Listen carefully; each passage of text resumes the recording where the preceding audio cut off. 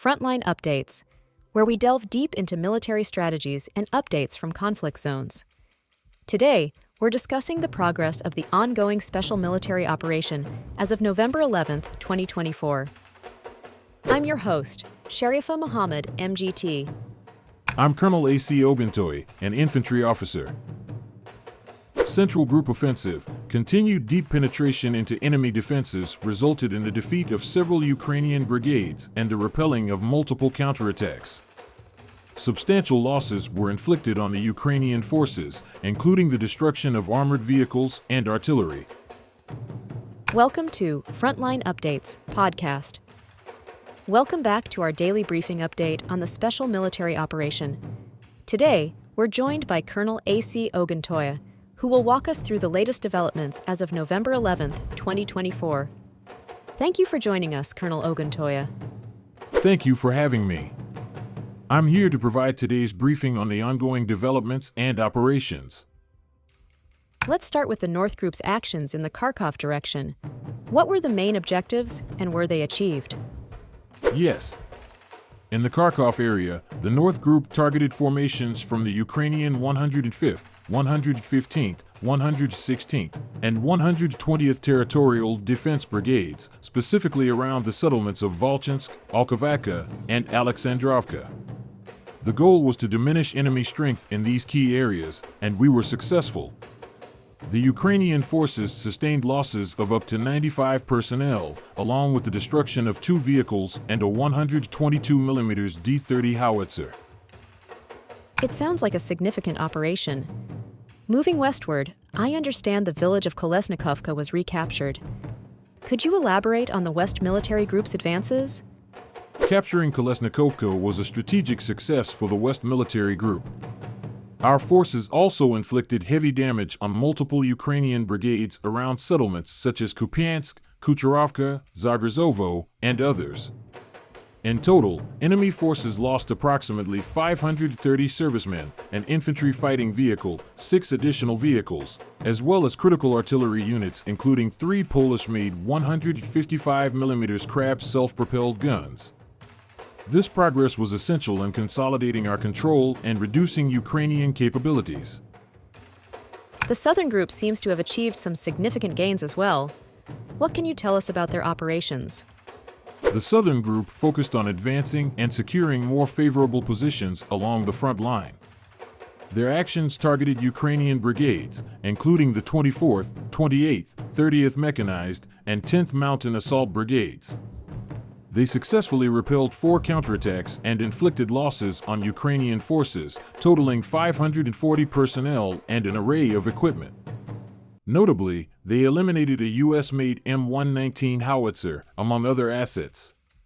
This operation helped to fortify our hold on the region. It sounds like Ukrainian forces attempted multiple counterattacks. Was this the case across the various groups?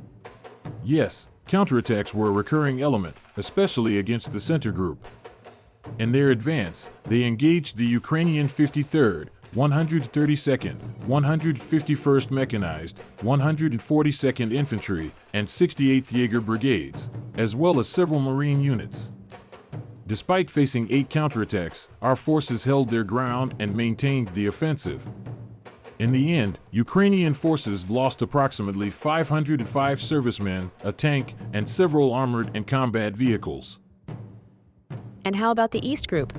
Did they encounter similar resistance? The East Group, too, improved their tactical positions and inflicted damage on Ukrainian brigades, including the 33rd Mechanized and 128th Mountain Assault Brigades. Although they faced 4 counterattacks, the group effectively repelled these attempts, resulting in the enemy losing 145 personnel, along with an armored combat vehicle and other assets. With such extensive operations, I imagine the DNEPR group also played a role in various regions. What were their main achievements? Correct. The Dnipro group focused on targeting Ukrainian forces, particularly in the Zaporizhia and Kherson regions. They successfully inflicted losses on the Ukrainian 65th, 110th Mechanized, and 141st Infantry Brigades, among others. Overall, the group's efforts led to around 65 Ukrainian personnel losses, along with 4 vehicles. I understand that air defense and tactical strikes were integral to the operation. Could you tell us more about their role? Certainly. Operational tactical aviation, unmanned aerial vehicles, missile forces, and artillery played a critical part in damaging Ukrainian military infrastructure, including workshops, testing sites, fuel depots, and logistical centers. Additionally, our air defense systems intercepted and neutralized several aerial threats, including 4 French-made Hammer-guided bombs and 39 UAVs. In summary, Colonel, what are the overall results of the operation so far? Since the beginning of our special military operation, the Ukrainian forces have faced substantial losses, including aircraft, helicopters, unmanned aerial vehicles, anti-aircraft missile systems, armored combat vehicles, and numerous artillery systems.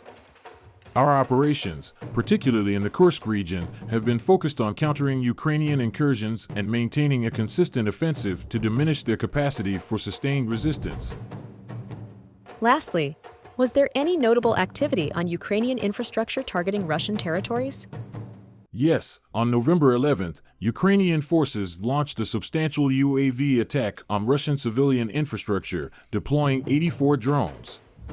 Thanks to our air defense and electronic warfare systems, we intercepted or neutralized all of these targets. However, some falling debris did cause fires and minor injuries in 3 populated areas within the Moscow region. Before we conclude, Colonel, what are the next steps as the operation progresses in Kurakovo? If the dam breach is confirmed in the near future, then the Ukrainian armed forces' position in the city is more complicated than it initially seemed. Its probable undermining is most likely connected with the need to hold back Russian troops in the north and partially slow down the advance of the operational encirclement. Ukrainian channels are already throwing in information that the dam was allegedly blown up by a Russian sabotage and reconnaissance group, but this is hard to believe, since it is for the Ukrainian armed forces that the closing of the encirclement along the northern flank poses the greatest danger. Colonel, thank you for providing such a detailed briefing on the current military situation. Your insights are invaluable to our understanding of the conflict's dynamics. And thank you to our listeners for tuning in. Join us next time as we continue to provide up-to-date coverage on global military affairs. Stay with us for more updates and expert analyses on global defense and security issues. Stay informed, stay secure. Thank you for having me. We remain committed to achieving our objectives and securing the areas in question. Dozens of Palestinians have been wounded, and many families are trapped inside Gaza's Nuseirat refugee camp due to Israeli tanks.